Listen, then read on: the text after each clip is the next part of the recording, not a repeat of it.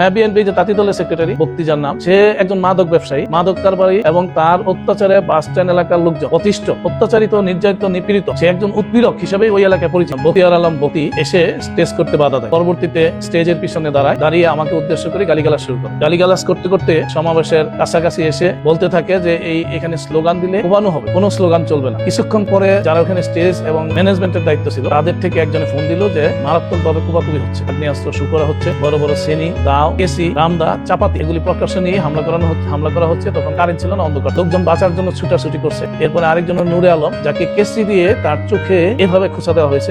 ওইখানে ডাক্তাররা তাৎক্ষণিকভাবে বললেন যে চোখের অবস্থা মারাত্মক, ঢাকা পাঠাতে হবে। এই হামলায় যারা জড়িত, বক্তি ছাড়াও যারা জড়িত, শাহরিয়ার, দুখুমিয়া, সিয়াম, দোলন, বাদল, রাহাত সহ বিএনপির প্রায় 70-80 জন নেতা কর্মী, তাদের প্রত্যেকের হাতেই হয় দেশীয় অস্ত্র নতুবা অগ্নেয়াস্ত্র ছিল। গত 2 দিন আগে 4 নং ওয়ার্ডের সভাপতি রতন মিয়াকে এই বক্তি গিয়ে হুমকি দুমকি দিয়ে আসে, দাঁড়িপাল্লা যদি করে তাহলে একেবারে মেরে ফেলবে।